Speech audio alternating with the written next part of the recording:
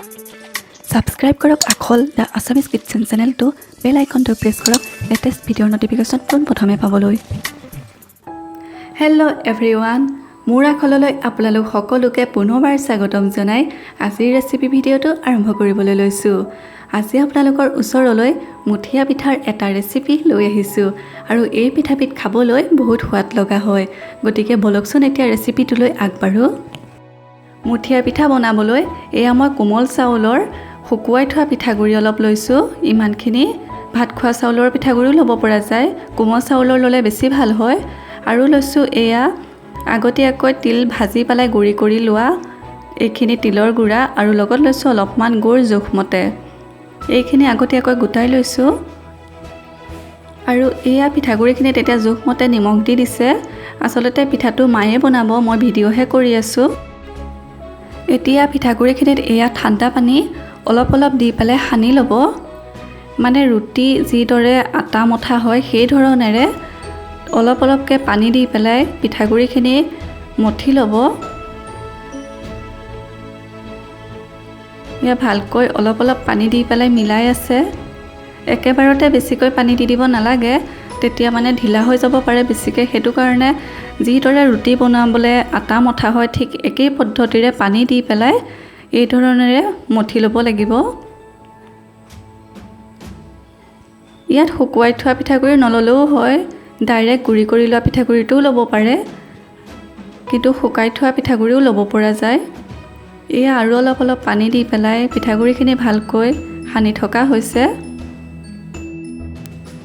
কোমলকৈ মঠি ল'ব লাগিব যাতে ক'তো শুকান পিঠাগুড়িৰ একো থাকি নাযায় আটাইখিনি ভালকৈ মিহলাই পেলাই মঠি থকা হৈছে এতিয়া যিমান ধুনীয়াকৈ মঠা হয় সিমানেই পিঠাটো ভাল হয় কোমল হয়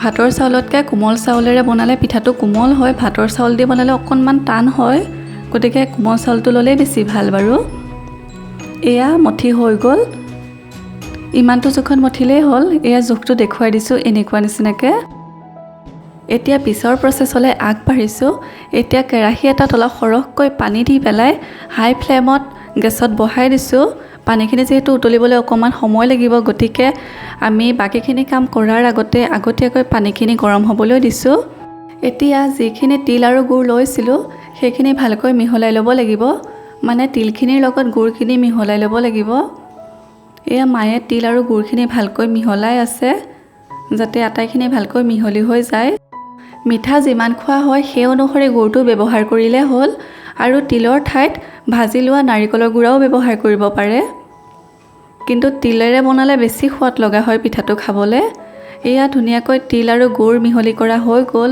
আৰু এয়া আনফালে আমাৰ পানীখিনি ধুনীয়াকৈ বকবকাই উতলি আছে এতিয়া পিঠাগুড়িখিনিলৈ উভতি যাওঁ বলকচোন এয়া যিখিনি পিঠাগুড়ি মঠি থোৱা হৈছিলে এয়া ইমানটো জোখত এটা এটা লাডু কৰি লৈছে মায়ে এনেকৈ গোল কৰি পেলাই আৰু আঙুলিৰে এই ধৰণে হেঁচি পেলাই এতিয়া তিল আৰু গুড়ৰ মিশ্ৰণখিনি এই পিঠাগুড়ি লাডুটোৰ ভিতৰত দি দিছে তিল আৰু গুড়ৰ যিখিনি মিশ্ৰণ সেইখিনি আধা চামুচমান দিলেই হ'ল অভাৰ হৈ গ'লে ফাটি পেলাই ওলাই যাব পাৰে তিল গুড়খিনি সেইকাৰণে জোখমতে দিলে পিঠাটো ভাল হয় আৰু তিল আৰু গুড়ৰ মিশ্ৰণখিনি দি পেলাই এই ধৰণেৰে লগাই দিব লাগিব মানে জইন কৰি দিব লাগিব জইন কৰি পেলাই এয়া মুঠি মাৰি মাৰি অকণমান দীঘলীয়া শ্বেপ এটা দি লোৱা হৈছে এয়া শ্বেপটো নিজৰ ইচ্ছামতে কৰিব পাৰি যেনেকুৱা শ্বেপে নিজে বনাব বিচৰা যায় আমি এনেকুৱা শ্বেপত বনাইছোঁ আচলতে এনেকুৱা শ্বেপত বনালেই পিঠাটো ভাল হয় এয়া পিছৰখিনিও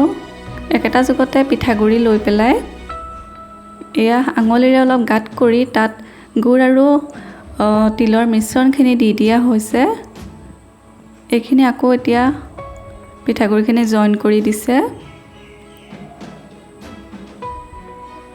আকৌ এনেকৈ মুঠি মাৰি মাৰি দীঘলীয়া শ্বেপ দি ল'ব শ্বেপটো দিওঁতে জইনটো খালি ভালকৈ মাৰিব লাগে নহ'লে জইনটো ভালকৈ নহ'লে তিল আৰু গুড়ৰ মিশ্ৰণখিনি ওলাই আহিব পিঠাবিধ বনাবলৈ একেবাৰে সহজ আৰু খাবলৈ বহুত সোৱাদ লগা হয় গাখীৰৰ লগতো খাব পৰা যায় বা চাহৰ লগতো খাব পৰা যায় এয়া একেই ধৰণেৰে আগৰ নিচিনাকৈ এই ধৰণেৰে বনাই লোৱা হৈছে তিলগুড়ৰ মিশ্ৰণ ভৰাই পেলাই। নাৰিকল গুড়ৰ মিশ্ৰণো দিব পৰা যায় যদি তিল নাথাকে। একেই দীঘলীয়া চেপ দি লোৱা হৈছে। বহুতৰ ঘৰত শুকুৱাই থোৱা পিঠাগুড়ি থাকেই, গতিকে তৎক্ষণাত এই ধৰণেৰে বনাই ল'ব পৰা যায়। এয়া অলপমান চেপ দিয়া হৈ গ'ল, যিহেতু পানীখিনি আগৰ পৰা উতলি আছিলে, গতিকে এইখিনি দি দিওঁ আগতীয়াকৈ। এয়া পিঠাখিনি দিয়াৰ সময়ত খালি গেছৰ ফ্লেমটো অকণমান কমাই লোৱা হৈছে, নহ'লে বেছিকৈ উতলি থাকিলে গাত ছিটিকি আহিব পাৰে। আৰু পিঠাখিনি দিওঁতে সাৱধানে দিব লাগে, যিহেতু উতলা পানী গাত পৰিলে আকৌ পুৰিব, সেইকাৰণে লাহে লাহে পিঠাখিনি পানীত দি দিব লাগে। এইখিনি এতিয়া বইল কৰিব লাগিব। এয়া এটা এটা কৰি গোটেইখিনি চেপ দিয়া যিখিনি পিঠা হৈ গ'ল সেইখিনি ইয়াত দি দিছে। আৰু পিঠাখিনি দিয়াৰ পিছতে ফ্লেমটো হাই কৰি দিয়া হ'ব। হাই ফ্লেমত এইখিনি বইল হ'ব দিব লাগিব। এয়া ফ্লেমটো বঢ়াই দিয়া হ'ল। এতিয়া এইখিনিতে উতলি থাকক। আৰু যিখিনি ৰৈ গৈছিলে সেইখিনি আকৌ এতিয়া মায়ে গুড় আৰু তিলৰ মিশ্ৰণখিনি ভৰাই চেপ দিব লৈছে। একেধৰণে গোটেইখিনি এতিয়া চেপ দি পেলাই এইখিনিও তাতে দি দিব।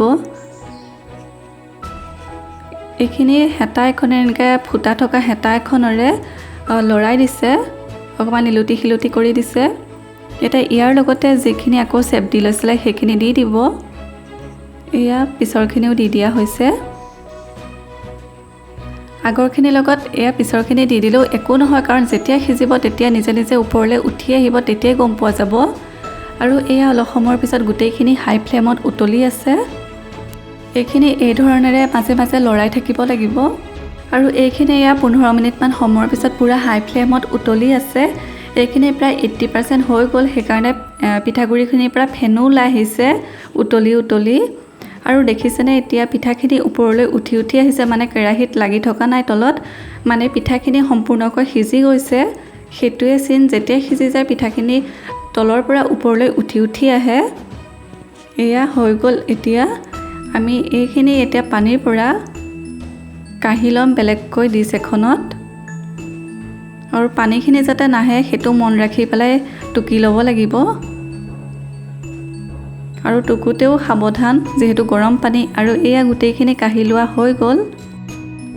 আৰু এয়া এটা পিঠা মই ভাঙিও দেখুৱাইছোঁ, চাওকচোন ধুনীয়াকৈ সিজি গৈছে আৰু দেখিবলৈ কিমান সুন্দৰ হৈছে নহয়নে?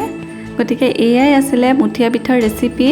আপোনালোকেও এই ধৰণেৰে বনাই খাব। বহুতে হয়তো জানে, কিন্তু যিসকলে নাজানে এই ধৰণেৰে বনাই খাব। বনাবলৈ একেবাৰে সহজ। আৰু গাখীৰত দি পেলাই এইটো পিঠা খাব পাৰে, তেতিয়াও বহুত সোৱাদ লগা হয়, বা চাহৰ লগতো খাব পৰা যায়। গতিকে আজিৰ ৰেচিপিটো ইমানেই আছিলে। যদি চাই ভাল লাগিলে তেনেহ'লে লাইক, কমেণ্ট আৰু শ্বেয়াৰ কৰিবলৈ নাপাহৰিব।